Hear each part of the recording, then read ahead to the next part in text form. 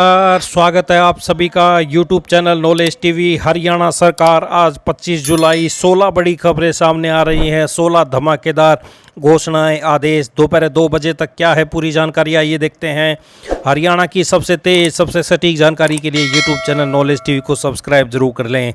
तो आइए देखते हैं हरियाणा से 16 बड़ी खबरें, घोषणा, आदेश, निर्देश। पहली बड़ी घोषणा, हरियाणा में नए राशन डिपो का लाइसेंस लेने के लिए 8 अगस्त 2024 तक आवेदन किया जा सकता है। प्रदेश में खाद्य नागरिक आपूर्ति एवं उपभोक्ता मामले विभाग हरियाणा द्वारा पीडीएस कंट्रोल ऑर्डर 2022 के तहत नए राशन डिपो के लाइसेंस जारी किए जाने हैं। तो इच्छुक व्यक्ति अंत्योदय सरल पोर्टल के माध्यम से नए डिपो के लिए ऑनलाइन आवेदन कर सकता है। संबंधित वार्ड या गांव का कोई भी आवेदक जिसकी आयु 21 वर्ष से 45 वर्ष तक है तथा वह कम से कम 12वीं पास है और उसके कंप्यूटर का ज्ञान है, वह आवेदन कर सकता है। आइए दूसरी बड़ी घोषणा देखते हैं। हरियाणा में सरकार और डॉक्टरों के बीच मांगों को लेकर चल रहा गतिरोध मरीजों पर भारी पड़ने वाला है। सभी सरकारी अस्पतालों में डॉक्टर आज सुबह 8 बजे से अनिश्चितकालीन हड़ताल पर चले गए हैं। इस दौरान ओपीडी के साथ ही आपातकालीन सेवाएं भी बंद रहेंगी। न किसी मरीज की जांच की जाएगी, न कोई सर्जरी होगी, न ही पोस्टमार्टम किए जाएंगे। जनरल वार्ड में भी सेवाएं बंद रहेंगी। तो ये प्रदेश के सरकारी अस्पतालों में डॉक्टर आज से हड़ताल पर। आइए तीसरी बड़ी खबर देखते हैं। हरियाणा के मुख्यमंत्री आज नगर निगम पार्षदों का मानदेय बढ़ा सकते हैं। इतना ही नहीं, वे उनकी सुविधाओं में भी इजाफा कर सकते हैं। इसके साथ ही मेयर और चेयरमैन की पावर बढ़ाने का ऐलान भी हो सकता है। मेयर लिख सकेंगे अफसरों की एसीआर। तो आप देख सकते हैं हरियाणा सरकार शहरी निकाय चेयरमैनों की वित्तीय और प्रशासनिक शक्ति बढ़ा सकती है। उन्हें अफसरों की एसीआर लिखने का अधिकार दिया जा सकता है और वार्ड में काम करवाने के लिए पार्षदों का अनुदान राशि भी दे सकती है। इसके अलावा निकाय चेयरमैन सरकारी कामों के लिए अपने निजी वाहनों का इस्तेमाल कर सकेंगे। किराया सरकार अपनी जेब से देगी। वहीं शहरी निकाय प्रतिनिधियों को सुरक्षाकर्मी भी उपलब्ध कराए जा सकते हैं। सरकार मेयर को 30,000, सीनियर डिप्टी मेयर को 25,000 और डिप्टी मेयर को 15,000 रुपये मानदेय दे सकती है। इसके अलावा नगर परिषद चेयरमैन को 18,000 रुपये, डिप्टी चेयरमैन व पार्षदों को 12,000 रुपये मानदेय दिया जा सकता है। तो ये घोषणाएं हो सकती हैं। आइए अगली बड़ी घोषणा देखते हैं। हिट एंड रन दुर्घटना में व्यक्ति की मृत्यु होने पर पीड़ित परिवार को दिया जाता है 2 लाख रुपए का मुआवजा।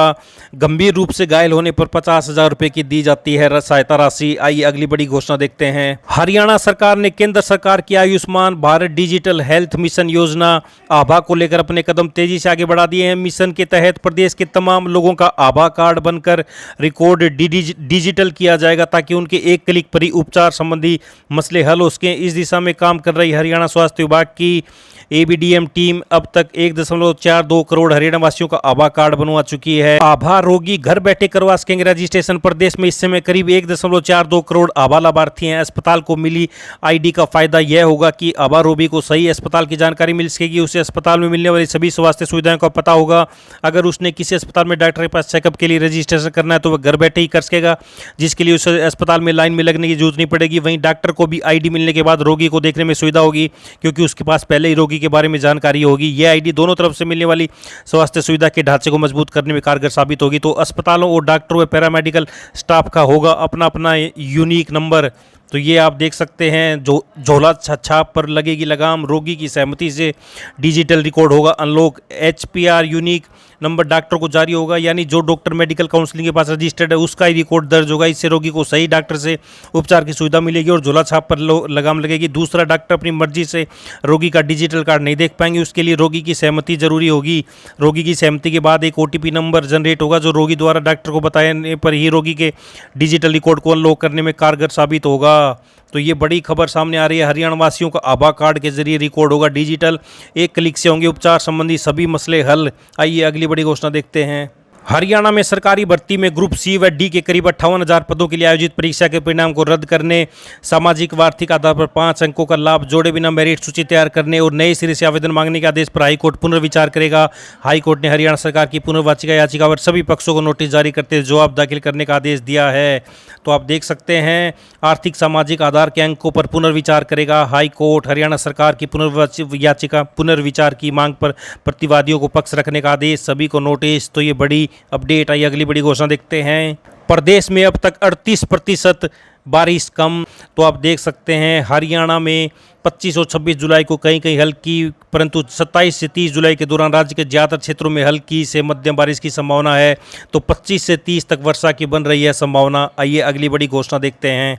शिक्षा मंत्री ने कहा कि बगैर मान्यता वाले स्कूलों को बंद नहीं कर सकते, सरकार का ऐसा कोई निर्णय नहीं है, न ही उनकी तरफ से और न ही उनके विभाग की तरफ से इनको बंद करने की बात कही गई है। ऐसे स्कूलों से काफ़ी बच्चों को उनके नज़दीकी शिक्षा मिल जाती है। जहां सरकारी स्कूल दूर हैं, उन क्षेत्रों में मध्यवर्गीय कमज़ोर परिवारों के लिए ऐसे स्कूल अच्छे विकल्प हैं। तो ये आप देख सकते हैं, बड़ी अपडेट, बगैर मान्यता वाले स्कूलों को बंद नहीं कर सकते। यहाँ पढ़ने वाले बच्चे कहाँ शिक्षा लेंगे, बोली सरकार का ऐसा कोई निर्णय नहीं, विभाग ने भी ऐसा नहीं कहा। तो ये बड़ी अपडेट आई। अगली बड़ी घोषणा देखते हैं। पूर्व अग्निवीरों को सीएपीएफ व असम राइफल में 10% आरक्षण। केंद्र सरकार ने पूर्व अग्निवीरों को केंद्रीय सशस्त्र पुलिस बल सीएपीएफ और असम राइफल में 10% आरक्षण देने का फैसला किया है। केंद्रीय गृह राज्य मंत्री ने राज्यसभा में बुधवार को बताया कि दोनों बलों में 10% रिक्तियां पूर्व अग्निवीरों के लिए होंगी। तो ये बड़ी अपडेट। आइए अगली बड़ी घोषणा देखते हैं। महेंद्रगढ़ के कनीना में हुए स्कूल बस हादसे में सबक लेते हुए हरियाणा सरकार अब सुरक्षित स्कूल वाहन नीति 2024 लेकर आ रही है। इस नीति का मकसद बस से जाने वाले विद्यार्थियों को सुरक्षित सफर उपलब्ध कराना है। इस नीति में स्कूल प्रबंधन, स्कूल वाहन मालिक, चालक व परिचालक की जिम्मेदारियां विद्यार्थियों के प्रति बढ़ जाएंगी। इसके तहत अब स्कूल बस की स्टीयरिंग उसी चालक के हाथ में होगी जिसके पास कम से कम 5 साल का वाहन चलाने का अनुभव होगा। इन 5 साल में न तो उसका 2 बार से ज़्यादा चालान होना चाहिए और नई लापरवाही से वाहन चलाने का मामला दर्ज होना चाहिए। साल में कम से कम 2 बार अधिकृत ड्राइविंग ट्रेनिंग स्कूल से रिफ्रेशिंग कोर्स करना अनिवार्य होगा। इसकी जिम्मेदारी वाहन मालिकों की होगी। साथ ही चालक के शराब सेवन की जांच भी करवानी होगी और उसका रिकॉर्ड भी रखना होगा। सरकार ने इस नीति का ड्राफ्ट नोटिफिकेशन जारी कर सुझाव मांगे हैं। तो ये बड़ी अपडेट सामने आ रही है। आइए अगली बड़ी घोषणा देखते हैं। लंबे संघर्ष के बाद हरियाणा सरकार द्वारा प्रदेश के सभी विश्वविद्यालयों की भर्ती प्रक्रिया पर रोक लगाने से 1500 अनुबंधित अस्थायी असिस्टेंट प्रोफेसरों के रोजगार पर संकट के खतरे में राहत मिली है। तो ये विश्वविद्यालय की भर्ती प्रक्रिया पर रोक से 1500 अनुबंधित असिस्टेंट प्रोफेसरों पर लटकी छटनी की तलवार से मिली राहत। अनुबंध पर चयनित अस्थायी असिस्टेंट प्रोफेसर की नियुक्ति में किया सब नियमों का पालन। तो ये आप पूरी अपडेट पढ़ सकते हैं। स्कूली विद्यार्थियों को हरियाणा प्रदेश की संस्कृति और सामान्य ज्ञान के प्रत्येक पहलू से अवगत कराने के लिए अक्टूबर में हरियाणा को जानो नामक प्रतियोगिता का आयोजन किया जाएगा। इसमें जाखल क्षेत्र के 30 से अधिक स्कूलों के 6000 से अधिक विद्यार्थी हिस्सा लेंगे। राह क्लब हांसी के अध्यक्ष व हरियाणा को जानो प्रतियोगिता के हांसी प्रभारी ने यह जानकारी देते हुए बताया कि प्रतियोगिता हिंदी व अंग्रेजी भाषा में संपन्न होगी। इस प्रतियोगिता को स्कूल अपनी सुविधानुसार अक्टूबर में अपने ऐच्छिक दिन करवा सकेंगे। दूसरे चरण के लिए चयनित विद्यार्थी प्रदेश स्तर पर हिस्सा लेंगे, जिनके टॉपर्स 21 विद्यार्थियों व उनके अध्यापकों को शिक्षा मंत्री सम्मानित करेंगे। तो ये बड़ी खबर सामने आ रही है। आइए अगली बड़ी घोषणा देखते हैं। भारत निर्वाचन आयोग की हिदायतों के अनुसार रेवाड़ी जिले में 1 जुलाई 2024 को अर्ता तिथि मानते हुए फोटोयुक्त मतदाता सूची का द्वितीय विशेष संक्षिप्त संशोधन अभियान चलाया जा रहा है।